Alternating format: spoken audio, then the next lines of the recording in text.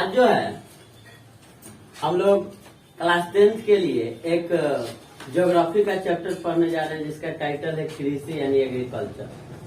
ये agriculture class 8 में भी था। जो बच्चे ध्यान देते हैं उनको 50% से ज्यादा जो है कि इसमें बेनिफिट मिलती है, उसको मतलब बहुत सारी चीजों को पता रहता है। इसमें एक आध टॉपिक ऐसे भी मिलेंगे जो आपको क्लास 8 या 10th में मतलब कि बायोलॉजी में भी मिल जाता है। तो कृषि एग्रीकल्चर, आप जानते हो कि कृषि कितना बड़ा मुद्दा है। देश जो है कि कृषि पर डिपेंड है, कोई भी देश हो, सभी देश कृषि पर डिपेंड है, क्योंकि जो भोजन खुराक है वो कृषि के द्वारा ही पूर्ति होता है। तो ये जो कृषि है, ये कृषि की पूर्ति या फिर कृषि क्या होती है, कृषि का एक विशाल अपना एक जगत है, मतलब एक संसार है कृषि का। उसी टॉपिक को हम लोग पढ़ने जा रहे हैं। सबसे पहले कृषि का परिभाषा देख लेते हैं। कृषि एक ऐसी प्रक्रिया है जिसके अर्थ में कोई भी फसल उपजाना या फिर पशुपालन करना भी कृषि के अंतर्गत आता है, या फिर आपको लिखा है कला विज्ञान और तकनीक कृषि के द्वारा ही जो है कि सब संभव है। तो कृषि में सिर्फ खेती करना ही नहीं, पशुपालन भी कृषि के अंतर्गत आता है। आपका जो भारत है वो देश, ये देश में जो है कि कृषि के लिए जो सबसे इम्पोर्टेंट चीज है वो है जल। जल जो आता है ये हिमालय से हिमांच्छिद्र होते हुए नदियों के द्वारा और ग्लेशियर जो बर्फ से ढका हुआ एक पर्वत है वो लगातार जो पिघल रहा है, उससे सालों भर सभी नदियां, सतत नदी, सभी नदियां सालों भर भरी रहती है। और वो नदियों के जल के द्वारा ही भारत हो या फिर बहुत सारे देश हैं, सभी देशों का जो सिंचाई का प्रबंध है उसका मुख्य सिंचाई के रूप में नदियों का, नहरों का जल का इस्तेमाल किया जाता है। लेकिन उसके बावजूद भी भारत आपका जो 28 अभी वर्तमान में 28 राज्यों का जो ये भारत देश है, इस 28 राज्यों में बहुत ऐसे जगह हैं जहां पर जल जो है अपर्याप्त मात्रा में जो है नहीं, उतने जल है जो है जितना जो है कहने का मतलब है जिससे कुछ ही भाग जो है जल से भूमि तृप्त रहती है। यही कारण है कि भारत का बहुत सारा ऐसा जगह है जहाँ पर कृषि जो है कि पूर्ण रूप से नहीं हो पाती। फिर भी भारत हमारा कृषि प्रधान देश बोला जाता है और यहाँ पर के लगभग 70% जनता कृषि पर ही निर्भर है भारत।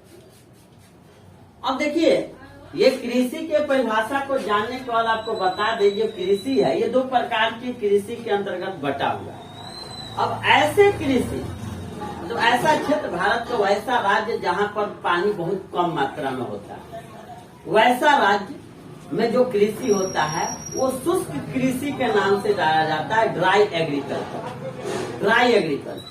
और एक दूसरा भाग है जहां पर पर्याप्त मात्रा में जो है जल उपलब्ध होता है, चाहे वो मौसम या फिर जल का जो स्रोत है, सोर्स ऑफ वाटर, वो अवेलेबल है, मतलब उपलब्ध है वहां पर। तो वहां पर जो मतलब कि कृषि होता है वो आंध्र जो है कहने का तब भूमि कृषि कहलाता है। तो यहाँ लिखा हुआ है 70 सेंटीमीटर से कम, और 70 का 75 है, और 75 सेंटीमीटर से ज्यादा। ये जल का एक औसत है, एक एवरेज है।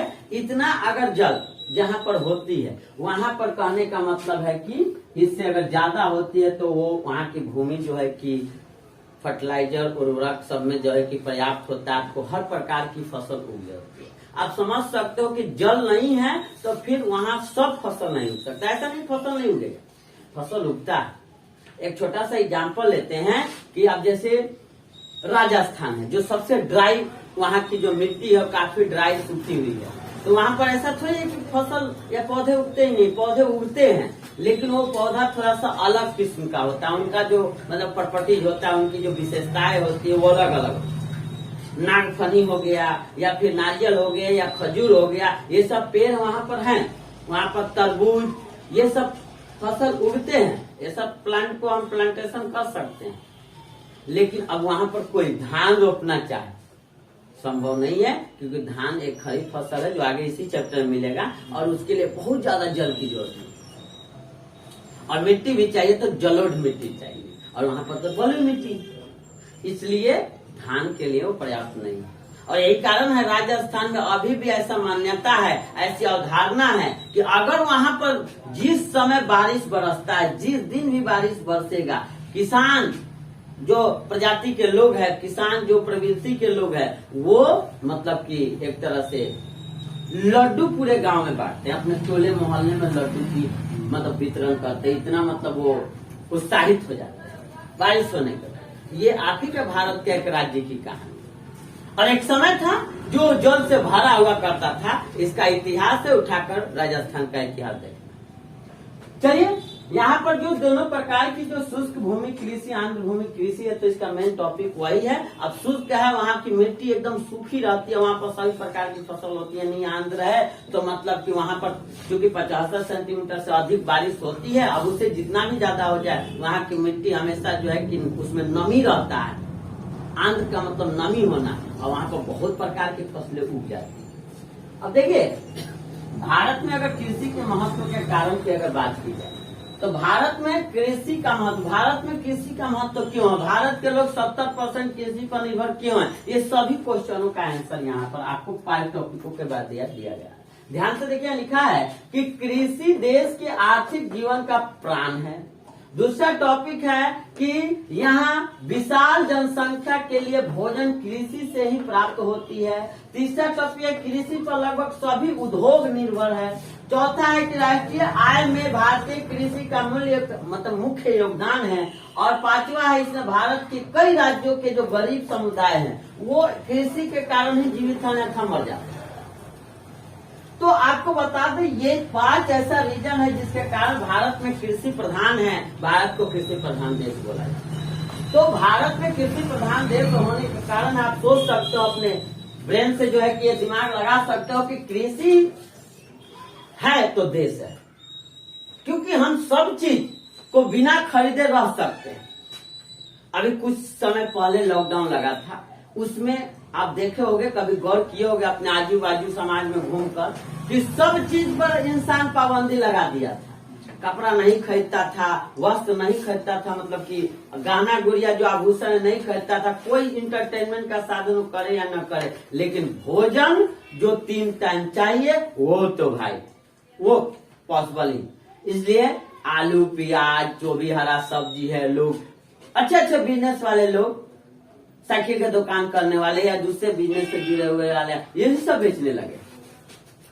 किराना का दुकान जरूर खुलना है, ये गवर्नमेंट का ऑर्डर आता था। और मेडिकल, सबसे पहला पायदान तो मेडिकल स्टोर था, उसके बाद तो कोई स्थान था तो वो किराना स्टोर है। लेकिन बाकी सभी बंद था। और किराना स्टोर किससे चलता है?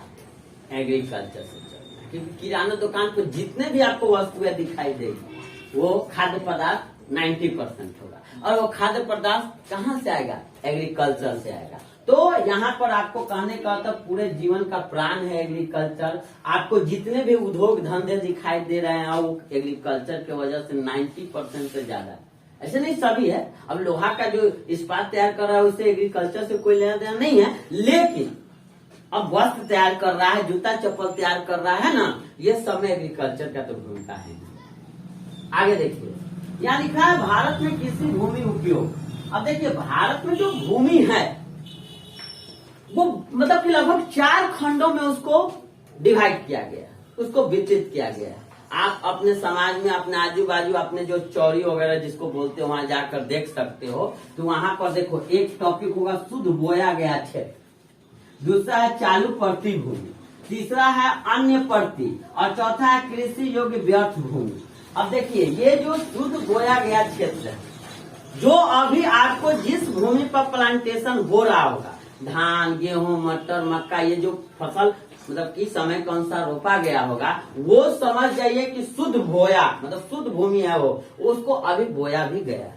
कुछ ऐसे भूमि हैं जो मतलब पहले चालू थे लेकिन अभी वो पड़ती हैं, कुछ समय पहले चालू थे। बहुत सारे ऐसे होते हैं कि जन घर में मतलब कि काम करने वाले लोगों की कमी होने के कारण 4 साल 5 साल खेत को छोड़ देते हैं, कोई करने वाला ही नहीं है, या बर बटैया है, मनी पर है तो कहने का तो उसको कर नहीं पाया, उसको दे नहीं पाया, तो अभी नई नई पद्धति जो है, नई नई प्रकारें जो मतलब सरकारें बना रही है, उसके वजह से लोग जो है कि बहुत सारे जो है ऑनर जो खेत के हैं वो डर कर या जिस प्रकार की प्रवृत्ति समझे वो किसी खेत को लेकर रख लेते हैं, समझते पड़ती रहे वो मंजूर है, लेकिन हम किसी को देंगे नहीं, बरबटैया हमारे पास रहेगा, ठीक है।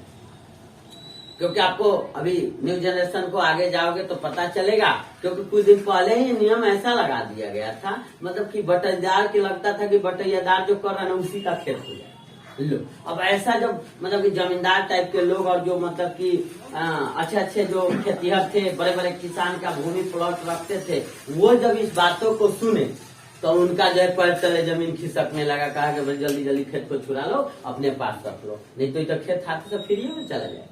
तो लेकर रख लिया, अपने पास खेत को रख लिया। इस प्रवृत्ति से कहने का मतलब है कि वो चालू प्रति हो गया, चालू कृषि चालू भूमि प्रति हो गया। तीसरा है अन्य प्रति। अब कुछ ऐसा है जो 10-20 साल से प्रति है, और ये चौथा है कि कृषि योग्य व्यर्थ भूमि। अब कहने का तब देखो, इसको दूसरी भाषा में बंजर भूमि बोलते हैं।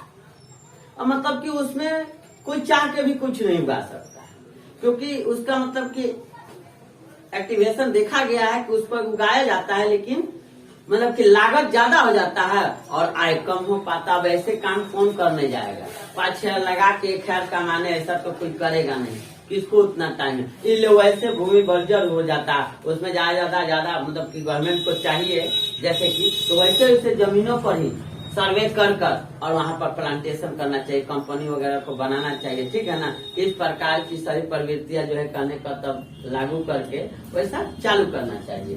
तो ये आपको हो गया 4 टाइप के आपके भारत में जो है, इस 4 टाइप के भूमि। अब देखिए कृषि क्षेत्र में क्रम भूमि पर ज्यादा उत्पादन वृद्धि। अब देखिए एक बताते हैं, अब कृषि बहुत सारे लोगों के पास ऐसे कृषि बहुत सारा मतलब खेत होता है, लेकिन वो फसल उगा नहीं पाते। लेकिन बहुत सारे लोग ऐसे होते हैं जो आपको कम ही जगह पर ज्यादा फसल उगा लेते हैं। अब इसकी कुछ प्रक्रियाएं होती है, उसको समझना है। उसी के बारे में दिया है, कृषि क्षेत्र में क्रम में भूमि पर ज्यादा उत्पादन मिली, उसको मतलब कि शुद्ध भाषा में शस्य गहनता कहते हैं। ये शस्य गहनता क्या होता है? अब देखिए सपोज करते हैं कि आपके पास 2 हेक्टेयर भूमि, एक एग्जाम्पल लेते हैं कि आपके पास 2 हेक्टेयर भूमि है। अब 2 हेक्टेयर भूमि है, उसमें अगर आप वैसे फसल लगाते हो जो सालों भर लगा रहता है, तो मान लीजिए कि 1 क्विंटल उसमें वो वस्तु हुआ 2 हेक्टेयर में, या 5 क्विंटल हुआ, तो उतने रह गया 1 साल। जबकि अगर हम उसमें ऐसे फसल लगाते हैं जो मतलब साल में 3 बार हो सकता है, या अलग अलग प्रकार के लगाते हैं, मतलब सपोज करते हैं कि गेहूं लगा लिए फिर उसको काट, गेहूं लगाए मतलब रबी लगा लिए, रबी फसल लगाने के बाद उसके बाद बीच में हम अगला जो फसल बोएंगे वो खरीफ होगा। लेकिन रबी और खरीफ के बीच में एक समय मिलता है और वो समय जायद फसल के लिए, वो जायद फसल भी लगा लिए दूसरा टर्म में, और तब तीसरा टर्म में खरीफ फसल यानी धान रोप लिए। तो आप सपोज कीजिए कि जो आपका फसल 1 क्विंटल 1 साल में हुआ था, यहाँ पर 1 साल में 1 क्विंटल धान भी हुआ, 1 क्विंटल गेहूं भी हुआ, 1 क्विंटल और जायद कोई भी फसल आप जायद में रोपे थे वो भी हो गया। अब देखिए ये 3 प्रकार की फसल हो गई, यानी 3 क्विंटल हो गई। तो ये जो एक ही भूमि पर अंतराल पर जो है कहने का मतलब जो हम तरह तरह के फसल को उगा लेते हैं, उससे हम लोग को बेनिफिट यानी किसान को ज्यादा बेनिफिट होता है, उसको हम लोग शस्य गहनता कहते हैं। ये बहुत कम किसान जान पाते हैं, ये बहुत कम किसान इसको ऑब्जर्व कर पाए हैं। अब देखिए इसको एक मतलब कि न्यूमेरिकल भाषा के द्वारा मतलब कि जैसे कि लिखा गया है कि 2 हेक्टेयर मतलब कि टोटल आप 2 हेक्टेयर भूमि में 3 बार कोई कृषि किए तो कई हेक्टेयर हो गया, वो 6 हेक्टेयर हो गया। 2 हेक्टेयर में धान, 2 हेक्टेयर उसी भूमि में गेहूं, 2 हेक्टेयर में जायद फसल, ऐसे 6 हेक्टेयर भूमि पर आप पूरा फसल किए। इसको आप बोल दिए कुल बोया गया क्षेत्र। कुल बोया गया क्षेत्र बोले तो मतलब पूरा आप साल भर में 3 बार बोले तो वही 2 हेक्टेयर 6 हेक्टेयर में कन्वर्ट हो गया। तो 6 हेक्टेयर कुल भूमि हुआ और शुद्ध बोया गया खेत मतलब शुद्ध बोया गया जो क्षेत्र है वो हुआ, मतलब कि जो 1 टन में आप लगा रहे हो तो 2 ही हेक्टेयर आपके पास जमीन था, तो जो भी उगा रहे हो 2 ही हेक्टेयर में उगा रहे हो, तो इंटू 100% के लिए 100, इस तरह से आप 100% के बजाय 300% फसल उगा पाते हो। अब बताओ, लोग 100% में हैरान है, लेकिन जिसके पास काम कर रहा है वो एक ही जगह पर 300% लागत से अपना मुनाफा कमा सकता है। इस तरह से ये पता चल रहा है कि कृषि पर भी निर्भर रह कर लो अपने जीवन यापन को कर सकता है, बहुत ही अच्छे तरह से कर सकता है। लेकिन कृषि के लिए भी कृषि विज्ञान का जो मतलब कि सिलेबस है, कृषि विज्ञान का कोर्स जो करके करता है, उसको जो है कि कृषि का हर एक पन्ना, हर एक मतलब छोटी छोटी तकनीक मालूम रहता है। अब तो सिर्फ एक क्लास 10th का देख रहे हैं। सपोज करो कि आप 10th के बाद ज्योग्राफी ऑनर्स कर रहे हो, ग्रेजुएशन में ज्योग्राफी ऑनर्स कर रहे हो, इसी विभाग के एकदम बन गए, शास्त्रार्थ बन गए, तो फिर तो इसमें पूरी तरह से डूब गए। अब देखिए यहाँ पर इसके बाद टॉपिक यहाँ पर है, ध्यान से देखिए, लिखा है कि ये जो मतलब कि ये सस्य गहनता जो कृषि था, जिसमें आपको बताया गया कि एक ही लैंड पर अलग अलग 3 प्रकार का कृषि कर लेना, इसके बारे में कुछ एडवांटेज मतलब कुछ कारक है, कुछ ऐसे कंपोनेंट्स है, उस कंपोनेंट्स होने के बाद ही ये हो सकता है। ये भी पॉजिटिव है कि अगर वो 3 मतलब कि वो सभी कंपोनेंट्स नहीं होंगे तो फिर कहने का मतलब है कि कोई उपाय नहीं। अब सपोज करो कि वो कंपोनेंट्स क्या क्या है, ध्यान से देखिए, एक है सिंचाई, एक है उर्वरक, एक है उन्नत बीज, एक है यंत्रीकरण, एक है कीटनाशक, और लास्ट में है कृषि उत्पादों का उचित मूल्य। कृषि उत्पादों का उचित मूल्य, ये अगर 6 टॉपिक या 6 टॉपिक लिखा गया, 6 कारक के रूप में हम लोग जान सकते हैं। ये अगर 6 कंपोनेंट्स अगर नहीं होंगे तो फिर ये जो लिखा हुआ है सस्य गहनता कृषि संभव नहीं है। अब ये 6 टॉपिक को थोड़ा सा डिटेल्स में समझते हैं। सिंचाई, अब कोई भी खेती करो, अगर उसमें सिंचाई की उचित मात्रा में प्रयोग नहीं करते तो क्या लगता है आपको कि एक साल में 3 प्रकार का थोड़ी फसल उगा सकते हो? That is not possible. अब दूसरा लिखा हुआ है उर्वरक। उर्वरक मतलब खाद होता है, खाद के रूप में आप फर्टिलाइजर के रूप में आप यूरिया, डाई, पोटास, है ना, ये सभी चीजों को, जिंक यूज करते हैं। सबकी मात्रा अलग अलग होता है। सबसे ज्यादा जो यूज करते हैं लोग खाद में, उसका नाम यूरिया है। अब यूरिया का एक क्वांटिटी होता है कि पर कट्ठा 1.5 किलो या 2 kg दिया जाता है, और जिंक सबसे कम क्वांटिटी में दिया जाता है, मतलब 50 ग्राम या 10-20 ग्राम ही दिया जाता है, बहुत कम क्वांटिटी में, क्योंकि फसल को जला सकता है। तो ये उर्वरक अगर उचित मात्रा में नहीं दिया जा रहा, और मेरे हिसाब से देखोगे तो हम अपने हिसाब से तो ये बताएंगे नेचुरल मतलब की फर्टिलाइजर यूज करो। जो घर पर हम बायोगैस बनाते हैं, वो बायोगैस का इस्तेमाल खेतों में करो और ज्यादा बेनिफिट होगा, और वो फसल ज्यादा हार्मफुल डाइजेशन और शरीर के लिए नहीं होगा। लेकिन बायोगैस बनाने में प्रक्रिया है और शरीर से थोड़ा मेहनत ज्यादा करना है। अब एक मतलब कि बड़े पॉलिथीन, एक बड़े तिरपाल में एक मतलब घर नुमा बनाकर और उसमें पानी डालकर और उसमें गाय का या भैंस का जो भी मवेशी रखे उसके गोबर को एकत्रित कर और उसको फिर सड़ाना पड़ता है। सड़ाने के बाद उसमें से बहुत प्रकार के अनेक प्रकार के दुर्गंध आएगा। ये सबको झेलने के बाद बायोगैस बनता है। लेकिन वो जो मतलब कि बनेगा, वो जो प्रयोग हम खेतों में कर रहे हैं, तो उससे जो फसल होगा उसमें साइड इफेक्ट बहुत कम होगा, क्योंकि जितने ज्यादा हम उर्वरक का यूज करते हैं शरीर पर उतना ही ज्यादा उसका प्रभाव पड़ता है। ये आने वाले जनरेशन को बहुत कम पता है और बहुत कम सोच पाता है। यहाँ तो हम तो देखते हैं कि मार्केट से जो है कि एक मतलब कि ये देना चाहते हैं, थोड़ा सा छोटा सा एक टिप्स है कि मार्केट से आप कोई भी सामान लाए, हरा सामान, उसको बिना धोए हुए नहीं खाए।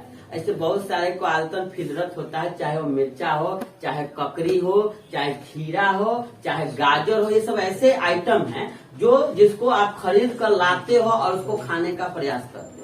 ऐसा नहीं होना चाहिए। उसको लाने के बाद सब्जी जितने भी लाओ, सबसे पहले उसको धो, क्योंकि उसमें ऐसा होता है कि अंतिम चरण में छिड़काव हुआ हो और वही वो काट कर मार्केट में बेच रहा हो। वो थोड़ी आपको सजेशन देने का, वेजिटेबल शॉपर जो है वो आपको टाइम है कि आपको सजेशन देगा, भैया इसको लीजिए, इसको ले जाइएगा, पहले धोइएगा, निकालिएगा, सुखाइएगा, फिर खाइएगा। ऐसा तो उसको पास टाइम नहीं। तो जोखा आप तौलाए लेकर चले और आके की प्रक्रिया आप समझ। तो इस प्रकार की चीजों को मतलब कि उर्वरक वहां भी साइड इफेक्ट डालता है। अपने सोचने की बात है। आगे उन्नत बीज भी आपको हाइब्रिड होना चाहिए। बीज का प्रयोग हम घर में करते हैं, उसका एक छोटा सा मतलब कि प्रयोग है। कुछ लोग अपने घर के आगे थोड़ा सा जमीन को खुरेक कर और उसमें जो है कि फसल वगैरह मतलब घर का बीज चाहे जय बीज है इसको हम देखते हैं कि भाई वो कितने क्वांटिटी में निकल रहा है। हम अगर 10 बीज छींटे तो उसमें से कितना निकला और कितना छूट गया। अगर 10 के 10 बीज निकलता है तो समझिए कि ओरिजिनल जो है वो सिद्ध है, उसी को उन्नत बीज आप कह सकते हैं। आगे यंत्रीकरण है। वो यंत्रीकरण बोले तो मतलब कि जैसे कि मशीन वगैरह होना चाहिए छिड़काव करने के लिए, पानी पटाने के लिए उचित मात्रा में आपके पास पंपिंग सेट जिसको बोलते हैं वो होना चाहिए, नलकूप की व्यवस्था, कीटनाशक वही मशीन के द्वारा जो हम छींटते हैं और डीडीटी जो छींटते हैं वो डीडीटी करने का मतलब वही छिड़काव अच्छी तरह से हर फसल में होना चाहिए, जिससे उस पर कीड़ा वगैरह जो उसके पत्ती और फल पर लगते हैं वो नहीं लगेगा। और लास्ट में जब इतने प्रक्रिया करोगे और जब फसल तुम उगा चुके हो सस्य गहनता के माध्यम से मतलब 3 टर्म में 3 प्रकार के, तो उसको अगर सही उचित मूल्य पर बेचा नहीं रहा है मार्केट में तो अभी भी समझिए प्रॉब्लम। फिर आपका मनोबल कम होगा, आपकी इन्वेस्टमेंट ज्यादा और इनकम कम होगा तो आप सुस्त हो गए। इसलिए सब प्रक्रिया के बाद आपका उचित मूल्य में वो जो भी आपका प्रोडक्ट है वो बिक्री भी होना चाहिए। तो इस प्रकार से सस्य गहनता के माध्यम से ही अच्छा जीवन एक किसान गुजार सकता है। कृषि को आप मतलब कि कम मत ताकिए। अभी तुरंत मोदी जी जो है कि जो भी बोल दिए थे उस एक्ट को वापस ले लिए, ठीक है ना। ऐसे तो बोले थे किसानों के पक्ष में, लेकिन अब किसान अपनी अपनी माइंड ऑफ व्यू जो ज्यादा एजुकेटेड है वह अंतिम चरण तक जाता है, उसके जड़ को पकड़ता है फिर समझता है। लेकिन जो अपने हैं और जो दूसरे के माध्यम से जो बीच को सुनता है कहता है तो फिर अपनी बात है। तो उस प्रकार से आपको बता दें छोटा सा टिप कि वो एक्ट ले चुके हैं और उस प्रक्रिया में किसान को फायदा होने वाला था, लेकिन अब जो है किसान समझे, मोदी जी भी समझने वाले हैं। तो उस प्रकार से किसान की मुद्दा और कृषि की मुद्दा हमेशा आती रहती है और इसी पर चूंकि देश का न्यू इमारत टिका हुआ है। चलिए अगला है कृषि के प्रकार। कृषि 3 प्रकार की शुरू से होती आई है और आज तक अभी हो रही है। There are 3 types of agriculture. यहाँ से अगला डाइवर्ट हो रहा है कृषि के प्रकार कि एक प्रारंभिक कृषि, गहन जीविका कृषि और वाणिज्यिक कृषि। अब देखिए ये सबका परिभाषा इसी में छुपा हुआ। अगर प्रारंभिक कृषि की बात की जाए तो प्राचीन काल से जो किसानों ने कृषि शुरू की वही प्रारंभिक कृषि माना जाएगा। उस समय बहुत ही सिंपल तरीके से कृषि होती थी, ना कोई मतलब कि तरह तरह के यंत्र थे उस समय, ना कुछ मतलब कि ऐसा साइंटिस्ट मतलब कि डिस्कवर कर चुका था, ऐसा नहीं। लकड़ी का खुरपी, लकड़ी का कुदाल, लकड़ी का हल, ये सब यूज करके कृषि होता था उस समय। तो उसको प्रारंभिक कृषि के अंतर्गत रखा जाता है। अब देखो उसमें होता क्या था कि लोगों को सबसे पहले तो पेड़ उड़ काटना पड़ता था, बहुत विशाल भूमि पर खाली जंगल। अब पेड़ काट कर किसी एक भूमि बनाकर, उस समय लोग कम थे, पेड़ ज्यादा। आज पेड़ कम है, लोग ज्यादा है, तो उस समय लोगों को पेड़ काटना पड़ता था हर काम करने के लिए। एक बार पेड़ दिया बार के खोजना पड़ता है कि काटे कौन, काटने लायक ही नहीं, कोई है ये नहीं। तो उस समय कृषि बनाने के लिए भूमि को मतलब कि पेड़ को काट कर कृषि करते थे। तो होता क्या था कि किसान एक जगह पर कृषि किए, कुछ फसल उगाए, 1 साल उगाए, 2 साल उगाए, 3 साल उगाए प्रारंभिक कृषि में, और उसके बाद क्या हुआ कि वहां पर फिर उगे नहीं, यह क्वांटिटी कम हो गया। तो उस समय किसान जो है कि फिर दूसरे जगह पर जाते थे और दूसरे जगह पर जाकर फिर पेड़ काटते थे, फिर किसानी करते थे। और ये प्रक्रिया जो एक जगह छोड़कर दूसरे जगह जाते थे, उस समय इस प्रक्रिया को कर्तन दहन प्रणाली कहा जाता है। कर्तन दहन प्रणाली ये प्रक्रिया से किसान एक जगह से दूसरे जगह जाते हैं। लेकिन ये प्रक्रिया खत्म नहीं हुई है, ये प्रक्रिया आज भी है, नाम बदल गया। अगर बात की जाए ये प्रक्रिया की तो असम, मणिपुर, है ना, मेघालय, मिजोरम, ये सब ऐसे राज्य हैं।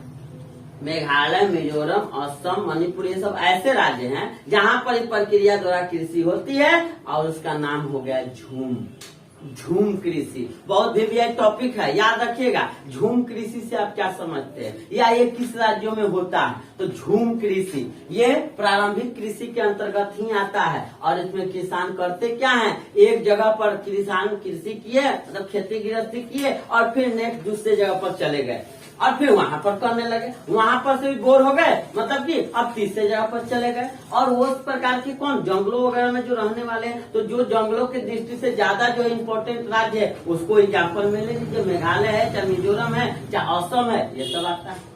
अब देखिए और दूसरे जगह पर इसका नाम बदल गया।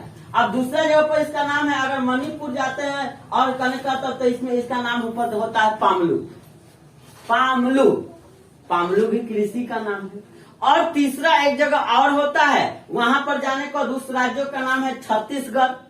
छत्तीसगढ़ में बक्सर जिला और अंडमान निकोबार द्वीप समूह जो है, अंडमान निकोबार द्वीप समूह और छत्तीसगढ़ का बक्सर जिला, ये सभी जगहों पर इसी कृषि का नाम द्वीप कृषि। तो झूम कृषि, पालू कृषि और द्वीप कृषि, ये तीनों कृषि किसका मतलब कि नया लेटेस्ट नाम है? कर्तन प्रणाली, मतलब कर्तन दहन प्रणाली विधि का नाम। तो कर्तन दहन प्रणाली प्रारंभिक कृषि के अंतर्गत। अब देखिए इसका दूसरा भाग गहन जीविका कृषि।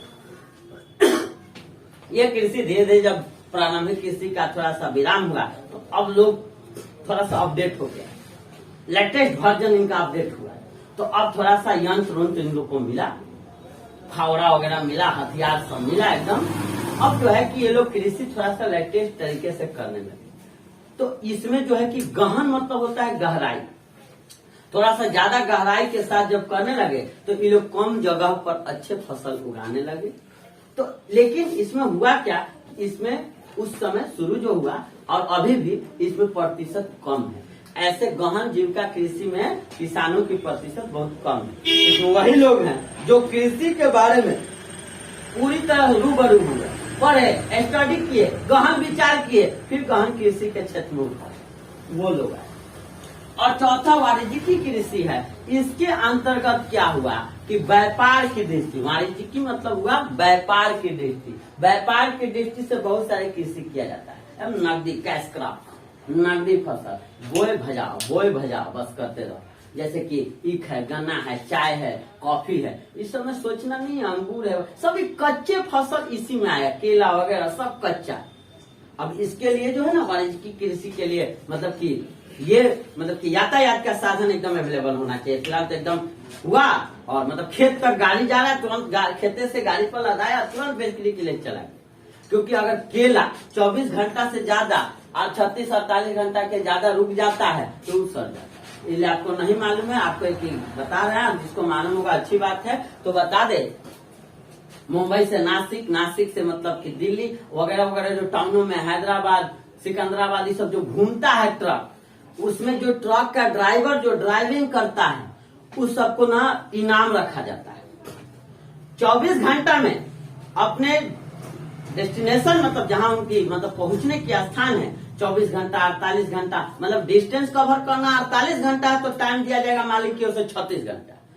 अब उसमें 36 घंटा मतलब अब उसमें गाड़ी कैसे चलाना होगा आप समझ सकते हो। इसलिए शर्त रखा जाता है, इनाम रखा जाता है कि उसकी जो है वो इनाम की वजह से पूरा एकदम तरोताजा सामान पहुंच जाता है। अगर ऐसा इनाम नहीं रखा जाएगा तो हो सकता है ड्राइवर रास्ते में टल्ली है, सुता हुआ है, माल सारा उतर गया, ये प्रॉब्लम की वजह से इनाम रख के मालिक सब और तब सेंड करता है। तो ये प्रक्रिया कहने का मतलब कच्चे मालों में ज्यादा होता है। कच्चा माल का समय बहुत कम होता है, तुरंत सड़ जाता है। अंगूर है, तुरंत नासिक में अंगूर के लिए जाना जाता है ना।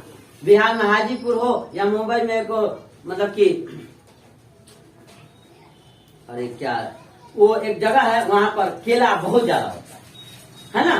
तो वो सब जगहों पर से केला जो प्रोड्यूस हो रहा है, या फिर मुजफ्फरपुर से लीची आपको भेजना है कहीं, तो उसके लिए अगर गाड़ी सही समय पर न पहुंचे तो सामान तो रद्दी समझो, ये सब कच्चा माल। तो ये सभी वाणिज्य की कृषि के अंदर आता है।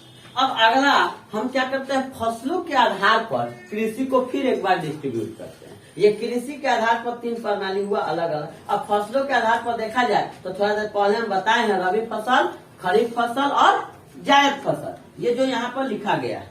अब जैसे कुछ एग्जाम्पल यहाँ लिखा गया, रबी फसल गेहूं, चना, मटर, मसूर, लेकिन ये तो एग्जाम्पल होगा, लेकिन इसका परिभाषा क्या होगा, आप आराम से लिख सकते हो कि जो फसल शीत ऋतु में उगाई जाती है। अभी जैसे दिसंबर का महीना है, अभी जितनी फसल बोई जाएगी सब रबी फसल होगी, और ये जाकर कटाई अप्रैल मई में हो जाएगी, और फिर उसी अप्रैल मई के बाद वर्षा ऋतु चालू होगा 15 दिन के बाद, तो जून जुलाई में वर्षा ऋतु में आपको खरीफ फसल होगी।